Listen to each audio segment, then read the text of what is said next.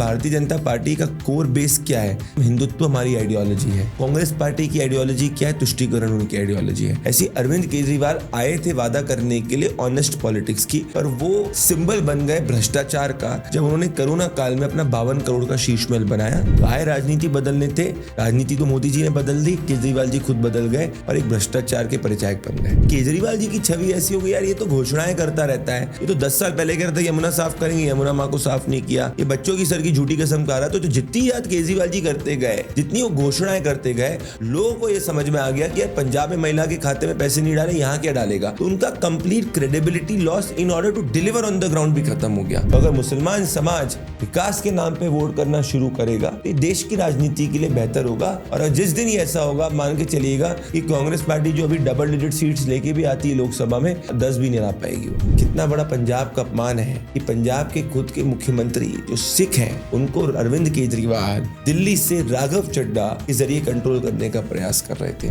तो आज जितनी खुश भारतीय जनता पार्टी और दिल्ली की जनता अरविंद केजरीवाल की हार के साथ, मैं आपको बता रहा हूँ 80% अरविंद केजरीवाल के खुद के एमएलए खुश है कि अरविंद केजरीवाल हारे। बहुत भयानक अरविंद केजरीवाल की आम आदमी पार्टी में टर्मोइल आने वाला है। It will be a home grown turmoil because every leader in Aam Aadmi Party is hating Arvind Kejriwal except Arvind Kejriwal. जय दोस्तों, आप देख रहे हैं डीओ न्यूज। अगर वीडियो पसंद आए तो वीडियो को लाइक कीजिए, चैनल को सब्सक्राइब कीजिए और बेल आइकन दबाना बिल्कुल मत भूलिएगा। और अगर हमें सपोर्ट करना चाहते हैं तो स्क्रीन पे दिए हुए क्यूआर कोड को स्कैन करें या आप हमें पेपल के थ्रू भी सपोर्ट कर सकते हैं। बहुत बहुत धन्यवाद। जय हिंद दोस्तों, आप सभी का स्वागत है आज के कार्यक्रम में डीओ न्यूज के। आज हमारे साथ हैं प्रदीप भंडारी। सबसे पहले तो बहुत बहुत बधाई, और बधाई इसलिए भी कि आपकी सरकार बन गई है, दिल्ली में बन रही है। और दूसरी, आपने जितनी प्रेडिक्शंस करी थी हमारे पिछले पॉडकास्ट में, वो सारी एज इट इज़ सही साबित हुई हैं। और जिन लोगों ने नहीं देखा था, मैं डिस्क्रिप्शन में लिंक डाल दूंगा, एक बार जा करके देख लें।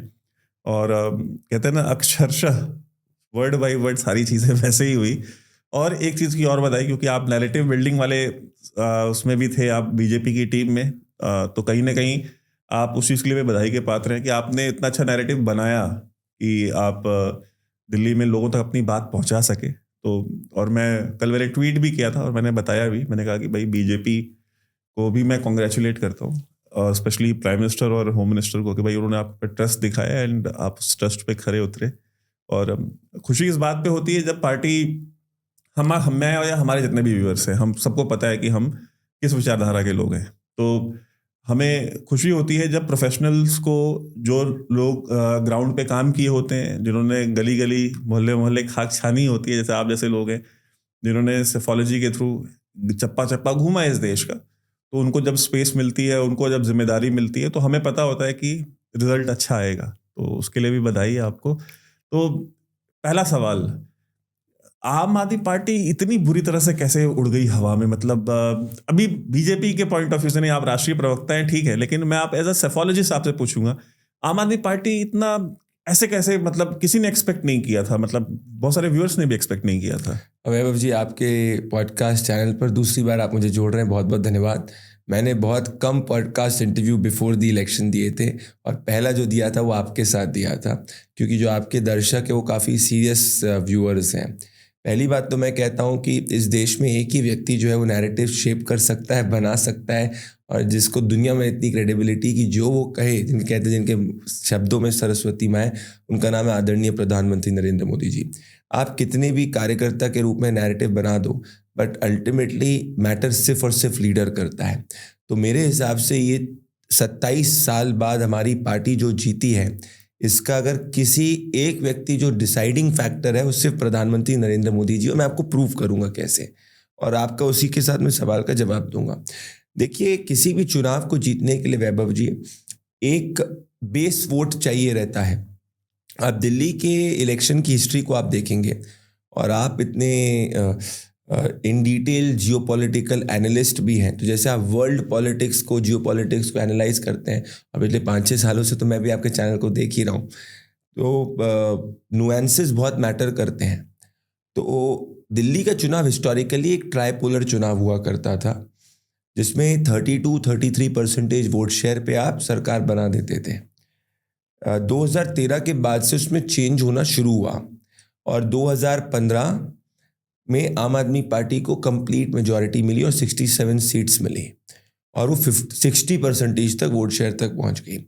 अब कोई भी पार्टीज जो हिस्टोरिकली ट्राइपोलर कॉन्टेस्ट लड़ती आई है, उसके लिए एक न्यू एरिना होता है, और अरविंद केजरीवाल जी को पूरा वोट अन्ना हजारे जी की क्रेडिबिलिटी पर कि भाई हम राजनीति बदलने आए हैं, उस पर मिला था। कांग्रेस पार्टी का पूरा वोट अरविंद केजरीवाल को ट्रांसफर हो गया था। भाजपा का तब भी 32% का वोटर था ही, बट एक बाइपोलर कॉन्टेस्ट में 32% से आप सीट्स नहीं कन्वर्ट कर सकते, इसीलिए बीजेपी डिप नहीं हुई थी। कांग्रेस कंप्लीटली वैंक्विश होकर आम आदमी पार्टी को लार्जर वो वोट मिला और फ्लोटिंग वोटर भी मिला। तो लोगों को लगा कि अरविंद केजरीवाल जी डिलीवर करेंगे। 15 से 20 के बीच में उनका कार्यकाल हुआ। 20 के बाद से फिर 20 के अगेन वापस से कांग्रेस पार्टी 4% के वोट शेयर पे थी, और भारतीय जनता पार्टी ने उस इलेक्शन के अंदर बखूबी वो चुनाव लड़ा था, और पहली बार हमारा 1993 के बाद से सबसे ज़्यादा हाईएस्ट वोट शेयर आया था, वो है 38.5 या 6 if I am not wrong. तो हम एक बाइपोलर कॉन्टेस्ट के लिए आप कह सकते हैं वो बेस इन्फ्लेक्शन वोट पा चुके थे, और केजरीवाल जी का 60% से वोट डिप होकर 54% हो गया था। तो जितने एक यूफोरिया अरविंद केजरीवाल जी का था वो रिलेटिवली कम डाउन हो गया था, परंतु 20 से 25 में उनका जो पूरा शासन था उसमें वो ना साफ पीने का पानी दे पाए थे ज़मीन पे, ना वो दिल्ली के अंदर कूड़े का ढेर ठीक कर पाए थे, ना वो सड़क दे पाए थे, मोहल्ला क्लिनिक में भ्रष्टाचार था, और उन्होंने शीश महल बनाया था। तो कैसे मान लीजिए भारतीय जनता पार्टी का कोर बेस क्या है, हम हिंदुत्व हमारी आइडियोलॉजी है, कांग्रेस पार्टी की आइडियोलॉजी क्या है, तुष्टीकरण उनकी आइडियोलॉजी है।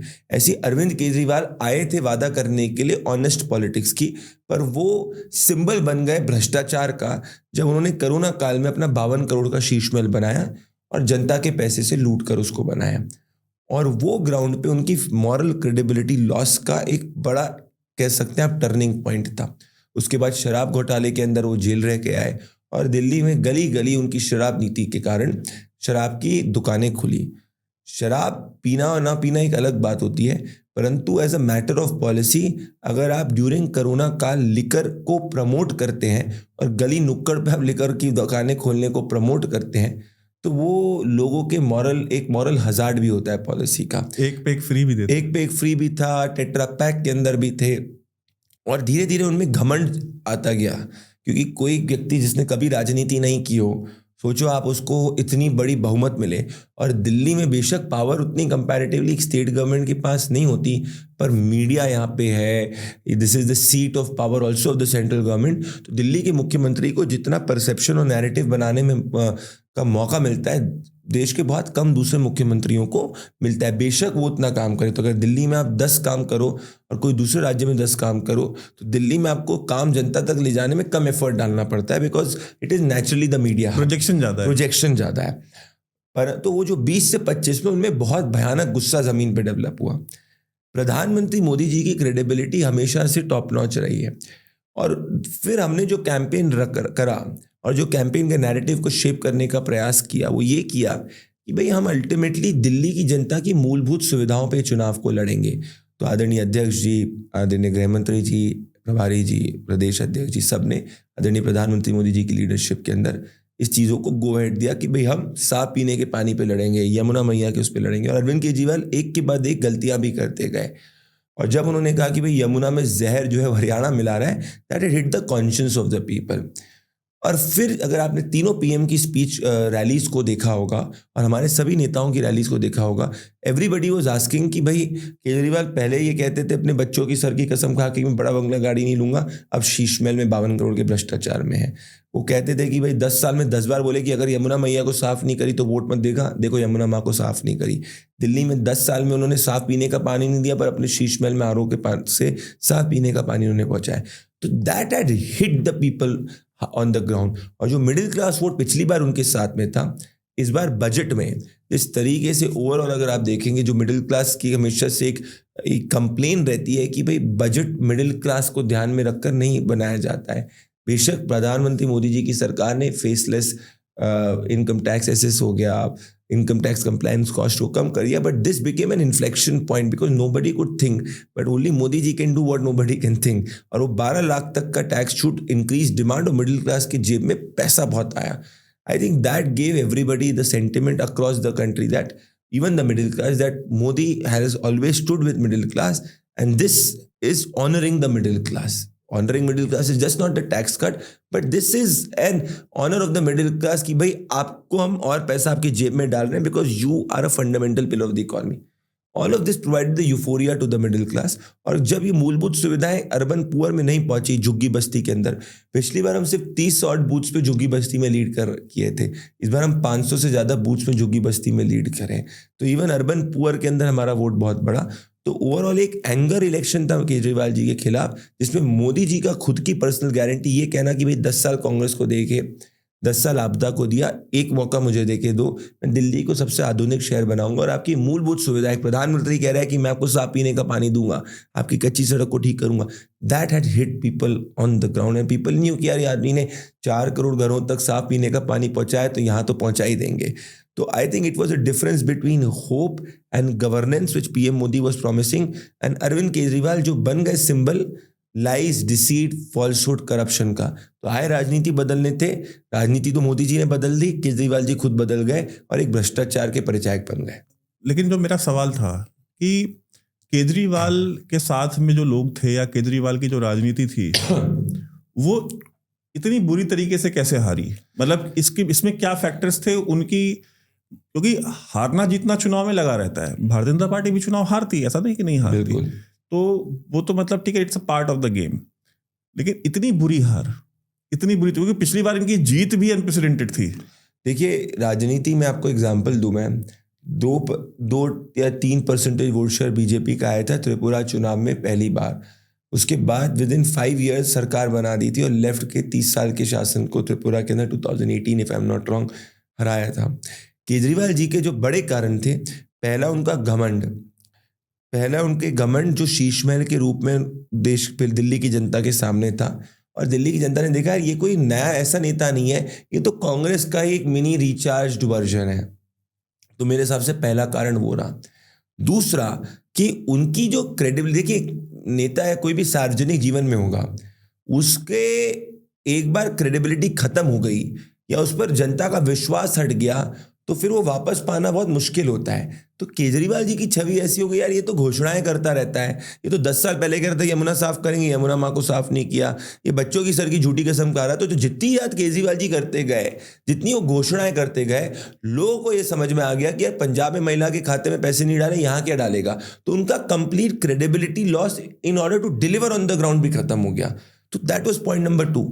और ये इश्यूज को जब as a party as an opponent हमने रेस किया, और हम में से जब मोदी जी ने खुद रेस किया, तो एक क्रेडिबिलिटी क्वोशंट उसको गया.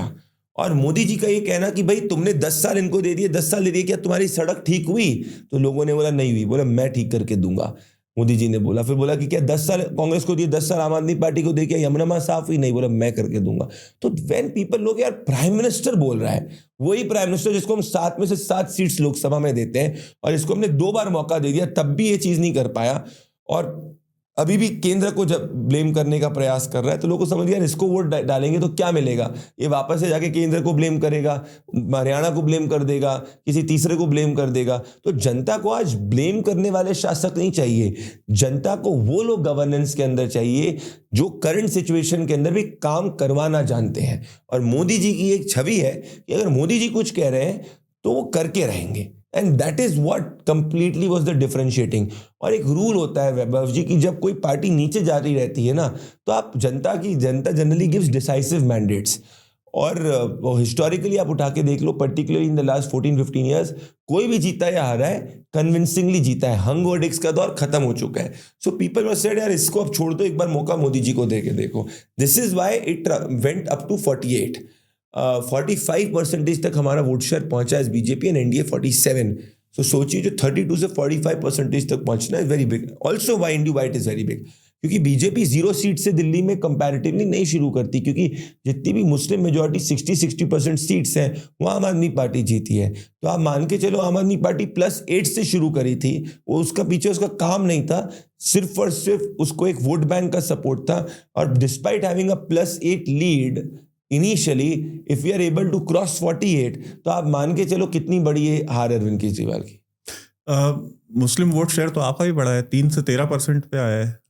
देखिए अगेन ये अभी किसी ने पोस्ट पोल उसका एनालिसिस किया नहीं नहीं है। मतलब मीडिया में तो यही चल रहा है ना 2 दिन से। मीडिया में ये सब लोग कह रहे हैं जिन्होंने पोस्ट पोल, जिन्होंने अपने एग्जिट पोल्स करे हैं, जो ओपिनियन के बेसिस पे नंबर्स को आगे करते हुए, पर जो भी बड़ा है वो ये दर्शा रहा है कि मुसलमानों के अंदर भी अगर ये ट्रू है, एक धड़ा है जो विकास के साथ में जुड़ना चाहता है, और एक धड़ इसमें भी हम देखना होगा और इसको डिटेल में एनालिसिस करना होगा कि कौन सी कॉन्स्टिट्यूएंसीज में बड़ा है और किधर किधर बढ़ा है। अगर ये बढ़ा है तो ये एक वेलकम चेंज है, क्योंकि देखिए इस देश में तुष्टीकरण की राजनीति तभी खत्म होगी जब जो समाज तुष्टीकरण की राजनीति के एंड पे है, जिसको मतलब टारगेट किया जाके तुष्टीकरण किया जाता है, कम्युनल पॉलिटिक्स की शुरुआत होती है, वो इसके खिलाफ खड़ा हो।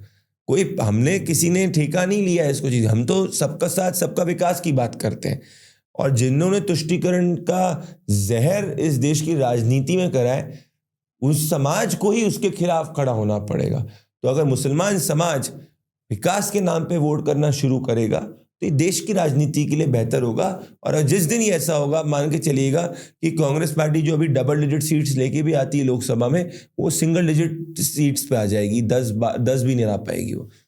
कांग्रेस का सहयोग कितना मिला आपको इस चुनाव में? देखिए ये मैं आपको बताता हूँ, मैं बहुत इस एनालिसिस से, और मैं आपके शो पे पहली बार बोल रहा हूँ, डिसएग्री करता हूँ। आपको बताऊंगा कैसे। आम आदमी पार्टी तो, और देखिए ये सब मैं आपको बताऊं, दीज आर ऑल दिस, जो भी इस स्पेक्ट्रम से एनालिसिस करते हैं चुनाव का, वो एक बहुत लेजी एनालिसिस होता है। मैं आपको बताता हूं क्यों। देखिए कोई भी चुनाव के अंदर मल्टीपल फैक्टर्स होते हैं, और हर व्यक्ति जब स्ट्रैटेजी बनाने जाता है वो मल्टीपल फैक्टर्स को फैक्टर इन करता है। ये कोई नई बात नहीं थी। आम आदमी पार्टी ने खुद ने कहा था कि वो कांग्रेस के साथ अलायंस नहीं करेगी। जब कांग्रेस और आम आदमी पार्टी ने मिलकर भी लोकसभा चुनाव लड़ा तो उनकी 0 सीटें आई। जब समाजवादी पार्टी और बीएसपी ने मिलकर भी असेंबली चुनाव लड़ा तो भारतीय जनता पार्टी का उत्तर प्रदेश लोकसभा में, माफी चाह रहा हूं, लोकसभा चुनाव लड़ा तो लोकसभा के अंदर वोट शेयर 42 से 49% पहुंच गया 2019 के अंदर।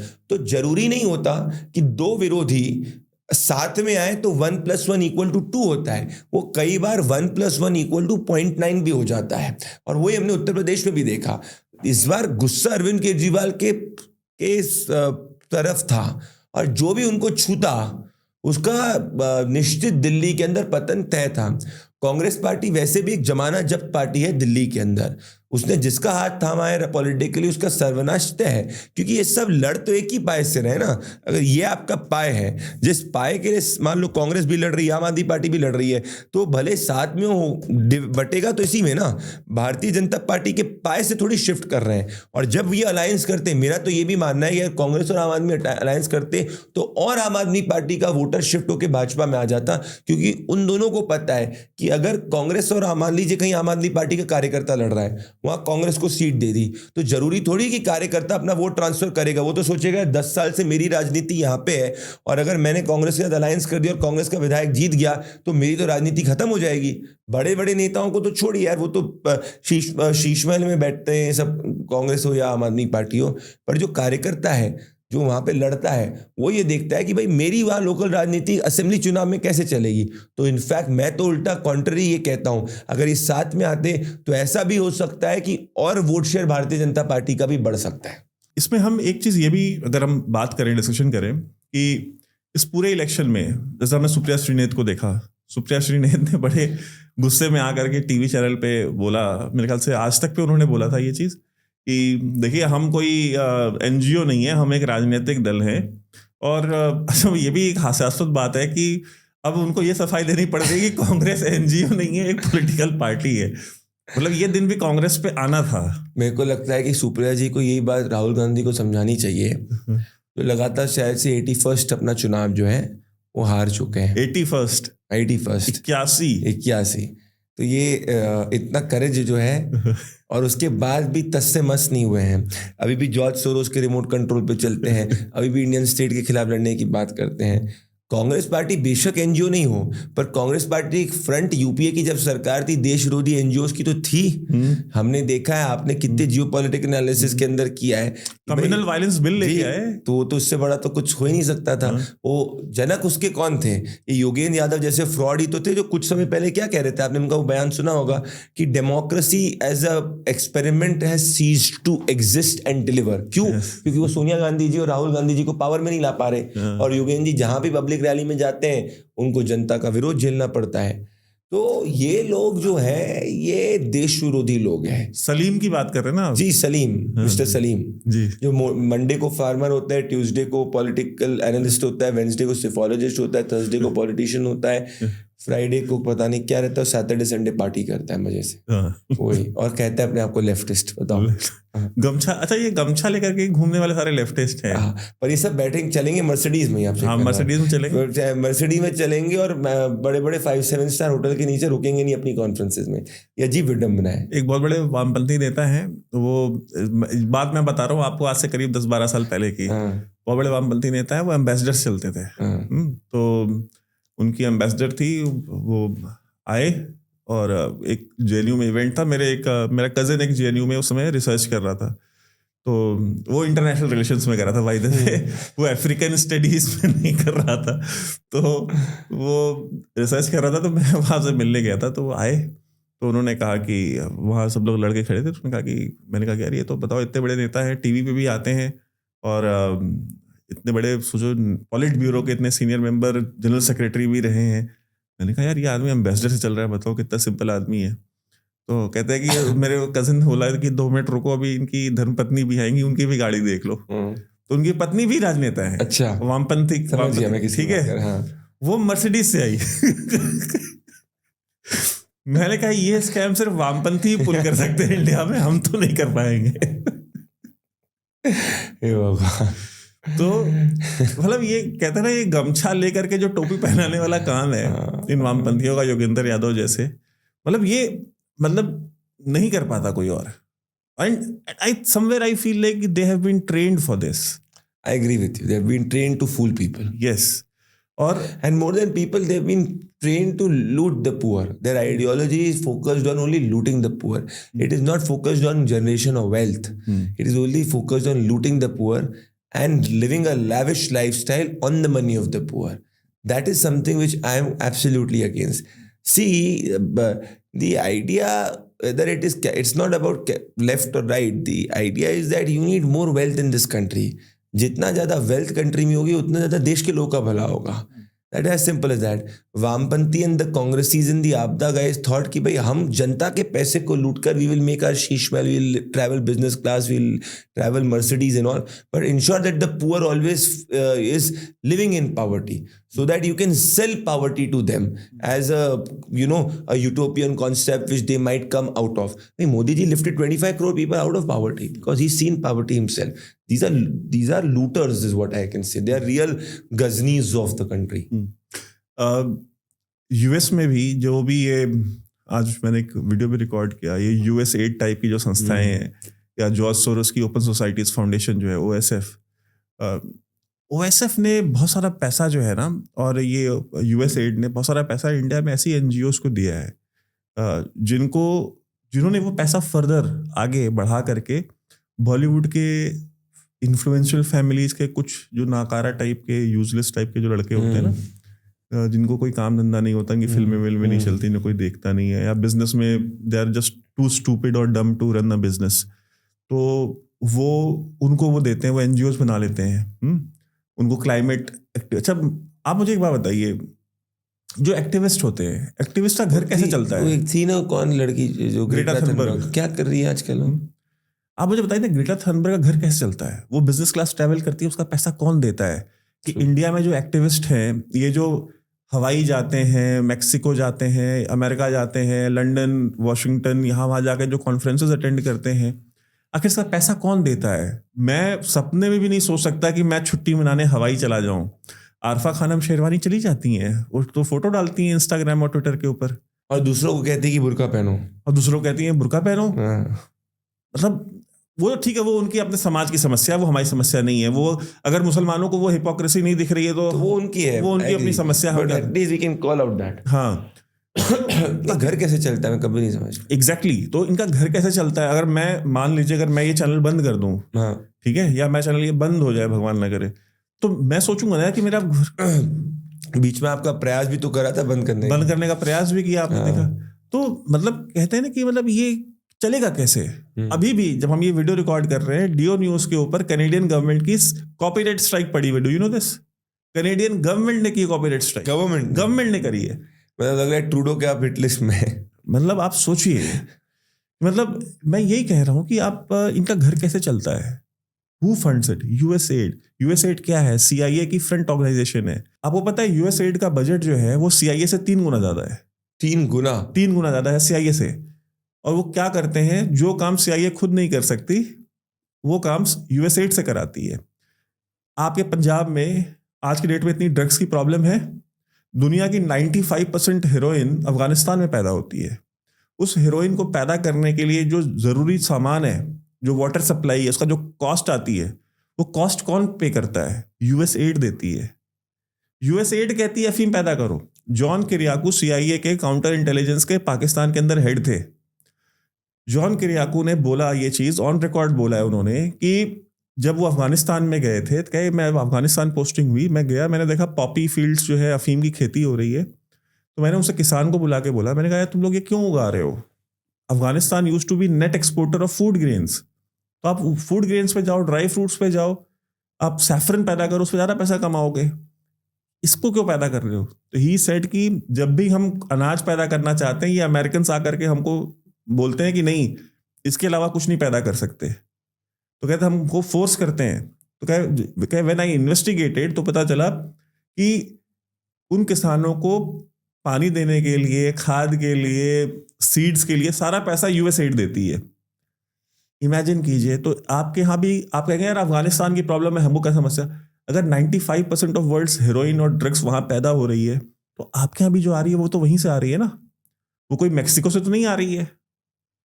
So the problem is that. और हमारे यहाँ लोग बैठ के USAID की वकालत कर रहे हैं। अगर डोनाल्ड ट्रंप उसके खिलाफ एक्शन लेना चाह रहा है, उसने बंद कर दिया USAID, 1 महीने के लिए होल्ड पे डाल दिया, सारे स्टाफ को बोला 1 महीने के अंदर वापस आओ। हमारे यहाँ एक्टिविस्ट हो रहे हैं। अब आप मुझे बताइए। और मुझे लगता है जहां तक कि आप देखेंगे आने वाले दिनों में गवर्नमेंट के खिलाफ एक और मोर्चा नया खड़ा होगा, किसान आंदोलन टाइप या कुछ ये शाहीन बाग टाइप कुछ ना कुछ करेंगे। कि भाई कहते हैं ना कि दिया बुझने से पहले फड़फड़ाता है। तो और इस मोदी गवर्नमेंट ने सबसे ज्यादा 20,000 एफिलिएटेड NGOs को बैन किया। 20,000 USAID एफिलिएटेड NGOs को मोदी गवर्नमेंट ने बैन किया इंडिया के अंदर। कोई नहीं बात करता। लोग कहते हैं मोदी जी क्या कर रहे हैं, सरकार क्या कर रही है। तो कहीं ना कहीं आपको लगता है कि यार आप लोग भी वो मैसेज पहुंचाने में सफल नहीं रहे हैं कि भाई हमने एक काम किया है और हमने बहुत काम किया है। देखिए इम्प्रूवमेंट की गुंजाइश हमेशा रहती है, और आप जैसे जो एक्सपर्ट्स हैं जो इन चीज़ों को इतनी बारीकी से फॉलो करते हैं, मुझे लगता है जिस बारीकी से और जिस नुआंस के साथ में आप व्यूअर्स तक पहुंचाते हैं, मुझे नहीं लगता कि पॉलिटिकल वर्कर्स या एक्टिविस्ट उस नुआंस से पहुंचा पाए। तो ये ज़रूर दर्शाता है कि हमें आप लोगों के एनालिसिस से और सीखना चाहिए, और ये भी देखना चाहिए कि जैसे आपका जो नेशन फर्स्ट एनालिसिस है वो आगे और दर्शकों तक कैसे जा सके। तो बीजेपी का तो यही है ना कि भाई नेशन फर्स्ट, ठीक है, party second and self last, तो बीजेपी का मूल मंत्र है। तो अगर नेशन फर्स्ट की बात है तो ये जो कांग्रेस पार्टी के जो ये सैम पित्रोदा जैसे लोग ओवरसीज कांग्रेस क्या चीज़ है? क्या कांग्रेस ओवरसीज में चुनाव लड़ती है? मेरे हिसाब से ये जो एक मैकेनिज्म है, सैम पित्रोदा जी थ्रू राहुल गांधी, ऑब्वियसली आप देखिए कि जब सैम पित्रोदा ने वो स्टेटमेंट दिया था लोकसभा चुनाव के पहले कि इनको नॉर्थ ईस्ट के लोग जो है किसी तरीके से दिखते, नस्ल भेदी जो उन्होंने टिप्पणी करी थी, मैं बोलना भी नहीं चाहता उसको, तो कांग्रेस पार्टी ने एक ड्रामा करने के लिए कह दिया था वो उनके निजी विचार है और उनको हम कैंपेन से हटा रहे हैं। जैसे ही चुनाव खत्म हुआ, फर्स्ट डिसीजन जो राहुल गांधी ने लिया था कि he got uncle Sam back, so which is all it's a fixed match. So basically Sam Pitroda has been historically for the Gandhi Vadra family been the conduit जो ये सब NGOs जो देश के विरुद्ध काम करने का प्रयास करते हैं उनका एक पॉलिटिकल कॉन्ड्यूट बनता है कांग्रेस पार्टी के साथ में। इसीलिए प्रधानमंत्री जी ने इस पार्लियामेंट सेशन की जो शुरुआत में कहा था कि पहला सेशन है जिसमें कोई विदेशी चिंगारी सेशन की शुरुआत में नहीं हुई।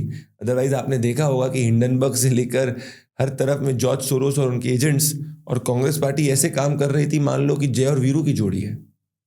जॉर्ज सोरोस की जो भी प्रॉपर्टीज है इंडिया में, जो भी इन्वेस्टमेंट है, नाउ वी नो, अब तो डोनाल्ड ट्रंप और जो यूएस एडमिनिस्ट्रेशन जो ट्रंप लेके आए हैं, अब तो वो तो खुल के सोरोस को टारगेट करेगा क्योंकि वो खुद भी विक्टिम है उसके। एब्सोल्युटली। और इन्होंने मतलब जो बाइडेन ने और उनकी एडमिनिस्ट्रेशन ने तो कानून बनाया जॉर्ज सोरोस के कहने पे कि इन्होंने पैसे दिए, यूएस एड से बोला कि तुम जाकर के लॉबिंग करो यूरोप में, क्योंकि पॉपुलिज्म जो है, populism is a threat to democracy.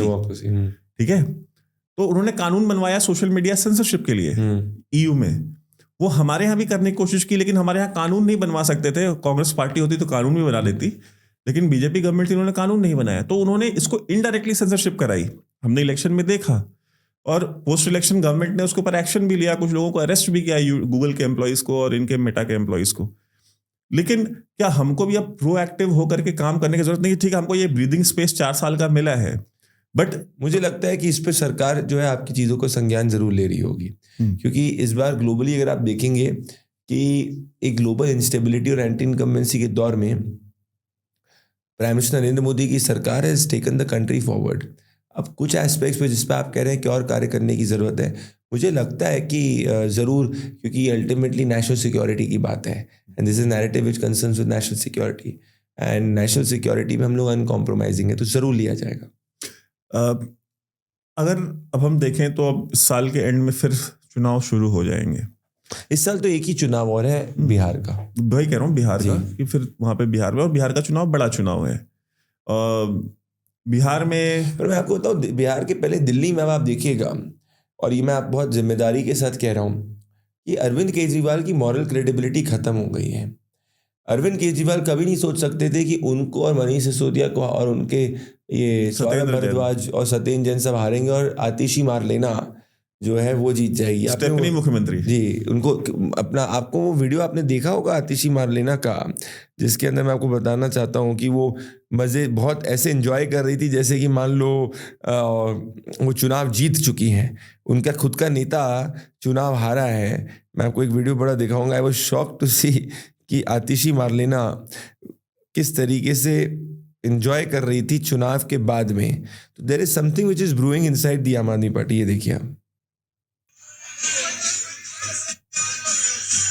ये आतिशी मारलेना अरविंद केजरीवाल की हार पे कितना खुश हो रही है। ये देख रहे हैं, ऐसा लग रहा है सीएम पद से हट चुकी हैं। ऐसा तो ये ना 15 में खुश हुई थी ना 20 में खुश हुई थी। ये देखिए 9:30 बजे अरविंद केजरीवाल की हार के बाद आपके व्यूअर को देखना चाहिए। मैं तो अचंभित हो गया, मतलब तो अरविंद केजरीवाल के लिए तो मुश्किलें अब शुरुआत हुई हैं। हो सकता है पंजाब के अंदर जो पंजाब की सरकार को चलाने का प्रयास वो कर रहे थे, भगवंत मान को रिमोट कंट्रोल के तहत चलाने का प्रयास कर रहे थे, राघव चड्ढा जो जिनका कोई लेना ना देना पंजाब के से, भाई उनका तो मैंने पंजाब गया था, मैं पूल पार्टी कर रहे थे, ऐसा सुना मैंने। अरे पूल पार्टी कर रहे थे। मैं तो अभी जब वो ये मुख्यमंत्री बने उसके मैं हार्डली 7-8 महीने बाद में गया था पंजाब। तो मुझे एक पंजाब सरकार के एक बहुत वरिष्ठ अधिकारी ने बताया कि राघव चड्ढा का प्रोटोकॉल भगवंत मान के प्रोटोकॉल से बड़ा है। कहते हैं दिस इज अनप्रेसिडेंटेड। कहते हैं यार आई फील अशेम्ड, उन्होंने बोला।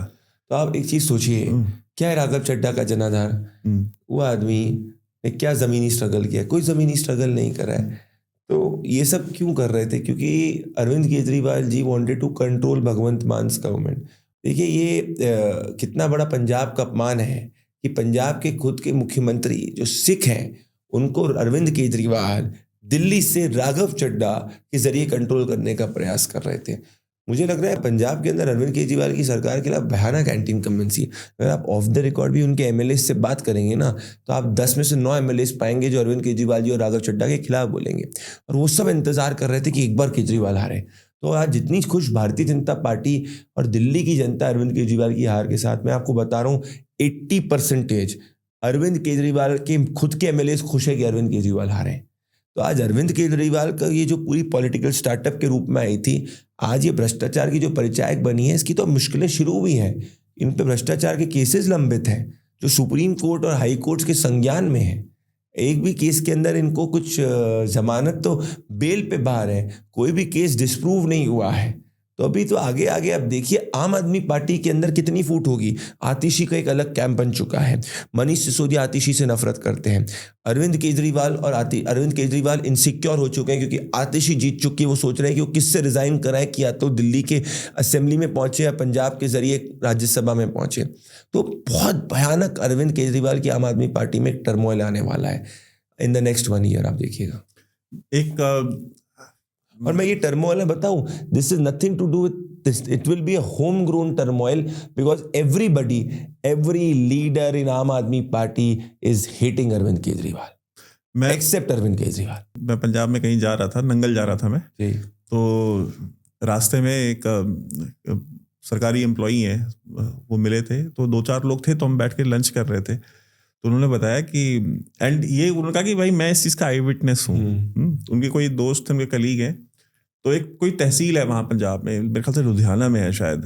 वो तहसील बहुत एक्सपेंसिव तहसील है। वहाँ पोस्टिंग के लिए मेरे ख्याल से कुछ 12 या 15 करोड़ रुपए घूस देनी लगती है, तब वहाँ पोस्टिंग होती है एज अ तहसीलदार। तो 12-15 करोड़। हाँ, तो उन्होंने कहा कि वो पोस्टिंग के लिए उनके कोई जानने वाले थे और उन्होंने पैसे दिए। ठीक है, तो उन्होंने भगवंत मान को पैसे दिए। तो जो ऑलरेडी तहसीलदार था ना, वो पहुंचा सीधा राघव चड्ढा के थ्रू दिल्ली। ठीक है, उसको मालूम चला कि भाई मेरी अब यहाँ से बदली होने वाली है, मेरे को हटाने वाले हैं।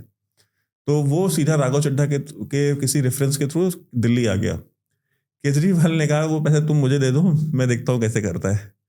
वो पैसे केजरीवाल ने ले लिए और उसकी बदली नहीं हो पाई। और फिर वो जो उसने पैसे भगवंत मान को दिए थे, वो परेशान हो गया। वो पैसे वापस निकालने के चक्कर में वो तबाह बर्बाद था। वो कह रहे थे उसकी हालत बड़ी खराब है कि यार, कहते यार ना पोस्टिंग हुई और कहते यार मुख्यमंत्री से कौन निकालेगा पैसे वापस। ये भी तो एक मतलब पंजाब की अब हालत देखिए कि मतलब एक तरफ सीएम पैसा पकड़ ले रहा है, दूसरी तरफ दिल्ली का सीएम पैसा पकड़ ले रहा है। और मतलब वहां पे जो सरकारी कर्मचारी है उसकी हालत क्या है। अभी आपने रिसेंटली एक वीडियो देखा होगा कि एक एसएचओ है, वो फोन करता है, लोकल एमएलए है उसका आम आदमी पार्टी का, वो उसको गालियां दे रहा, कहता है मैं तेरी वर्दी उतरवा लूंगा, मैं तेरा ट्रांसफर करा दूंगा। वो वीडियो पंजाब में इस समय वायरल है पिछले 1 हफ्ते से। और लोग अब आम आदमी पार्टी उसको डैमेज कंट्रोल करेगी नहीं, ये एक्टिंग कर रहे हैं, ये कोई प्ले चल रहा है, जबकि वो प्ले नहीं, वो रियल है। असली एक्टिंग हुई चलती तो उसको केजरीवाल के अलावा कौन एक्टिंग करता है। अक्षय कुमार ने क्या बोला था केजरीवाल जी को, ये सब छोड़ के पिक्चरों में एक्टिंग करनी चाहिए। पर एक चीज बताऊं, वो पिक्चर में भी फ्लॉप हो जाएंगे। क्यों? यार वही अगर स्क्रिप्ट जो है ना हर युग में लिखने का प्रयास करो तो आप नहीं चल सकते जी। जनता बहुत समझदार होती है और जनता ने अरविंद केजरीवाल और आपदा के इस घमंड को तोड़ दिया है। और मैं बहुत जिम्मेदारी के साथ कह रहा हूँ, जितना मैं समझ पा रहा हूँ आम आदमी पार्टी के अंदर लोग अरविंद केजरीवाल से बहुत गुस्सा है। एंड आई हैव हर्ड कि ही इज अ नार्सिसिस्ट और बहुत ज्यादा उस एंगर में वो तो स्वाति मालवी है, क्या नाम था उनका, स्वाति मालीवाल जी को जिस तरीके से पीटा गया, मारा गया उनके खुद के शीश महल में, मुझे लगता है उन्होंने उनके जो कर्म केजरीवाल जी के थे उसी कर्म के कारण जो है आज इतना भुगतान अरविंद केजरीवाल की पार्टी को उठाना पड़ रहा है। पर लार्जली ये भ्रष्टाचार की हार हुई है। आप सोचिए कोई व्यक्ति कितना बड़ा भ्रष्टाचारी हो सकता है। मेरे तो आंखों में आंसू आ गए थे अन्ना हजारे जी को सुनते वक्त, जब अन्ना हजारे जी कह रहे थे कि इसने मुझे तक ठग दिया। तो अपने बच्चों की सर की छोटी कसम खाए हो किसी कुछ भी कर सकता है, और चेहरा ऐसा भोला बनाएंगे कि आदमी को सोचे कि क्या हुआ। और साथ में इतने जो प्रयास किया एडिटोरियल्स करने का इंटरव्यूज के जरिए, क्या नतीजा निकला, कितना पैसे दिए पॉडकास्ट करने के, सोचिए दोनों हाथ से पैसे बांटे। और वो सभी पॉडकास्टर्स जिनने एक भी टफ क्वेश्चन नहीं, उनसे जेन्युइन क्वेश्चन नहीं पूछा, आज उनको नहीं उनको साफ बोला गया था कि आप सवाल जो चाहो वो पूछ लो, लेकिन काउंटर क्वेश्चन नहीं कर सकते। जैसे मैं आपसे पूछ लूं कि मान लीजिए सपोज कर लेते हैं 1 मिनट के लिए कि आप आम आदमी पार्टी नहीं, मैं बिल्कुल नहीं आप नहीं, मैं सपोज 1 सेकंड के लिए भी नहीं हो सकता है नहीं, चलिए ठीक है, मान लेते कोई भी आम आदमी पार्टी का व्यक्ति बैठा है, मैं उससे ये सवाल कर लूं कि जी आपने कहा था हम यमुना साफ करेंगे, आपने यमुना साफ नहीं की, तो पहला सवाल तो ये होगा, मेन क्वेश्चन तो काउंटर में आता है ना। बिल्कुल, पहला क्वेश्चन में तो आप सवाल नहीं कर सकते। वो जब जवाब देंगे कि जी हमने ये प्रयास किया, केंद्र सरकार ने ये रोड़ा डाला, केंद्र सरकार ने फलाना, तो सब कुछ दूसरे पे डाल देंगे। अब असली सवाल तो आता है भाई, केंद्र सरकार ने कैसे रोड़ा डाला ये तो बताओ। वो पूछने की परमिशन नहीं थी। सवाल आप कोई भी कर सकते थे उनसे, और दोनों हाथों से पैसे लुटाए, लेकिन नतीजा निकला नहीं कुछ। इससे ये सीख सबको भी लेनी चाहिए कि इस देश में सिर्फ और सिर्फ भगवान जनता होती है। हाँ, आप कितना भी मैनेज कर लो इधर से उधर से, ये सब एडिटोरियल कुछ नहीं होता उससे। जनता ने एक बार मन बना लिया, और जो जनता के दिल से कनेक्ट होता है वही, और इसी में मोदी जी सबसे आगे हैं। और अगर पैसे दे के एडवर्टीजमेंट करके अगर चुनाव जीता जा सकता तो सारे बिजनेसमैन पॉलिटिशियन होते फिर इस देश में। फिर नरेंद्र मोदी तो पॉलिटिशियन नहीं बन सकते थे। प्रधानमंत्री नरेंद्र मोदी जी एक गरीब माँ के बेटे हैं, और वो जो कहते हैं जनता जानती कि होगा। मोदी की गारंटी है, तो गारंटी पूरी होने की गारंटी। अरविंद केजरीवाल सिर्फ एक चीज़ की गारंटी दे सकते हैं आज के मॉडर्न युग में, वो है भ्रष्टाचार की गारंटी। लालू यादव में मुझे कई लोग बता रहे हैं शर्मसार फील करते थे अरविंद केजरीवाल जी के भ्रष्टाचार को देखते हुए कि यार ये तो मेरे ही करप्शन के स्कूल का प्रिंसिपल बन गया। तो मेरे बेटा ने इतना सीख पाया, मेरे लोग नहीं सीख पाए, उसमें तो केजरीवाल ने मास्टरी कर दी। तो सुना जा रहा है आरजेडी वाले केजरीवाल जी को बुलाने वाले बिहार चुनाव के पहले, भ्रष्टाचार कैसे करते हैं वो किसको सिखाएंगे उनको।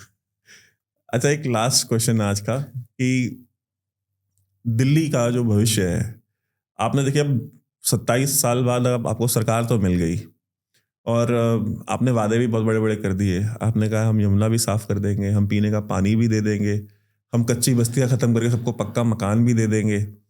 अब ये बहुत कहते हैं ना कि अब ये जो 5 साल बाद अगर कुछ भी कमी रह गई, तो आपको पता है कि केजरीवाल ने बाउंस बैक करना है फिर, ठीक है। मुझे लगता है केजरीवाल को वरी कांग्रेस से करनी चाहिए ज्यादा, एक चीज।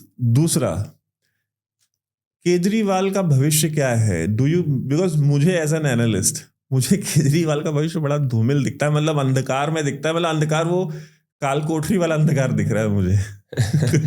देखिए, केसेस तो अपना लीगल प्रोसेस जो होगा वो होगा, पर मैं आपको एक गारंटी दे सकता हूँ, भारतीय जनता पार्टी ने सबसे ज़्यादा रिपीटेड गवर्नमेंट्स देश भर में दी हैं। मध्य प्रदेश में 20 साल हो चुके हैं, गुजरात में 15 साल से ज़्यादा हो चुके हैं। हम लोग ने हरियाणा में तीसरी बार सरकार, गुजरात में भी 20 साल से ज़्यादा, 25 साल हो गए, सबसे ज़्यादा 25 साल हो चुके हैं। हरियाणा में हम तीसरी बार सरकार के अंदर है। महाराष्ट्र में हम दूसरी बार सरकार के, अब कह सकते हैं, आप तीसरी बार कह सकते हैं, तीसरी बार, क्योंकि बीच का जो वो था वो शॉर्ट टर्म था, तीसरी बार सरकार के अंदर है। तो लोग ये मान चुके हैं कि Bharatiya Janata party under prime minister Narendra Modi is a party of governance, जो कहती वो करती है। तो अब दिल्ली में भी जब हम गवर्न करना शुरू करेंगे, और अल्टीमेटली दिल्ली मोदी जी के कितना करीब है, तो जब मोदी जी पर्सनली इंश्योर करेंगे कि भाई दिल्ली के अंदर जो वादे हैं वो पूरे हों, जैसे कल आदरणीय प्रधानमंत्री मोदी जी ने कहा कि भाई जितनी शक्ति, मेहनत और समय लग जाए, पर हम उसको करके रहेंगे। जो व्यक्ति ने साबरमती रिवर फ्रंट बना दिया, और यमुना रिवर फ्रंट बना ही सकता है और बना कर ही रहेगा। तो मुझे उस पर 0% डाउट है, और दिल्ली वासियों को भी 100% मोदी जी पर कमिटमेंट है, और मोदी जी करके दिखाएंगे। दूसरी बात आपको मैं बताता हूँ कि भारतीय जनता पार्टी को, जैसे कई राज्यों में होता है कि सरकार में आने में समय लग जाता है। फॉर एग्जांपल, हम काफ़ी समय बाद त्रिपुरा में शासन के अंदर है, लेफ्ट के शासन को ढहा। बंगाल में अभी हम लोग का आना बचा है, बहुत समय बाद हम दिल्ली में है। पर जब एक बार आ जाते हैं तो हम फिर लंबे समय तक रहते हैं, क्योंकि जनता जानती है जैसे हम सरकार में आते हैं, यार जो विपक्षी इनके खिलाफ झूठ बोल रहे थे वो तो झूठ था, वो तो झूठ का गुब्बारा था, ये तो डिलीवर कर रहे हैं। So I am very confident that Prime Minister Modi today has set a global benchmark for governance and delivery for the poor. तो दिल्ली की जनता को साफ पीने का पानी मिलेगा, और यमुना माँ साफ हो गई। बहुत बहुत धन्यवाद आप आए, लेकिन आपने बताया नहीं कि केजरीवाल का भविष्य काल कोठरी वाला, क्योंकि मुझे ऐसा व्यक्तिगत रूप से लगता है। प्रधानमंत्री मोदी जी ने कहा था कि भ्रष्टाचार पे कार्रवाई पर 0 कॉम्प्रोमाइज होगा। तो आप, ये तो केसेस लंबित हैं, अभी तो शीश महल का भ्रष्टाचार भी खुलेगा, अभी तो सीएजी की रिपोर्ट जो केजरीवाल जी टेबल नहीं कर पाए थे वो भी टेबल होगी असेंबली में। तो अरविंद जी को मैं कहना चाहता हूँ, जैसे आपके कर्म है वैसा आपको फल मिलेगा। आयरनी देखिए, सीएजी की रिपोर्ट हाथ में लेके राजनीति में, तो 2013 में उनका ट्वीट है 12-13 का कि भाई कांग्रेस सीएजी रिपोर्ट इसीलिए नहीं टेबल कर रही क्योंकि सीएजी रिपोर्ट टेबल हो जाएगी तो सोनिया गांधी दुनिया की सबसे करप्ट नेता होगी। उसी सोनिया गांधी के साथ उनकी आदरणीय धर्मपत्नी जी ने चाय बिस्कुट खाए साथ में रैली में, और उसी सोनिया गांधी जी के साथ उन्होंने अलायंस किया, और उसी सीएजी रिपोर्ट को टेबल करने से घबरा रहे हो। बहुत बहुत धन्यवाद प्रदीप जी, आप आए, और आशा करते हैं कि आप आते रहेंगे। और हम एक डिफेंसिव ऑफेंस पे हम एक वीकली शो करने वाले हैं। मैं अनाउंस कर देता हूँ आज जी कि जियो पॉलिटिक्स के ऊपर स्पेशली, जो बिकॉज हम चाहते थे कि हम अपना नैरेटिव, हम अपना वर्जन तो देते हैं कि दुनिया भर में क्या हो रहा है, लेकिन डिप्लोमेसी में और जो मोदी जी की जो अचीवमेंट्स हैं ग्लोबली, भारत सरकार की जो अचीवमेंट्स हैं जो कि मेन स्ट्रीम मीडिया में आपको देखने को नहीं मिलती, वो आप तक पहुंच सके। और उसके लिए उन चीज़ों को लेकर के हम प्रदीप जी को वीकली ग्रिल कर सके, तो वो हम करेंगे। और आप आए, और उसमें हम आपसे भी सीखेंगे क्योंकि आप इतने हमसे जियोपॉलिटिकल एनालिस्ट हैं जो वर्ल्ड अफेयर्स पर इतनी पकड़ रखते हैं, तो जरूर दर्शक ये भी जानना चाहेंगे, क्योंकि आज हर व्यक्ति, कॉमन मैन, ये मानता है कि भारत की पोजीशनिंग ग्लोबली प्रधानमंत्री मोदी जी के अंडर में बहुत ऊपर हुई है, पर उसके क्या नुएंसेस हैं, वो एक नेता जो पुतिन से भी बात कर सकता है और जेलेंस्की से भी बात कर सकता है, ट्रम्प से भी बात कर सकता है, बाइडेन से भी कर सकता है, ओबामा को भी उसी तरीके से हैंडल कर सकता है, ये अनप्रेसिडेंटेड है। उसमें आप जैसे जियोपॉलिटिकल एनालिस्ट प्रकाश डाल सकते हैं ये हुआ कैसे, because for me who is not an expert on geopolitics but follows geopolitics as a student does, it is something which is remarkable. So that is what I can say. Thank you so much, Pradeep. Shukriya.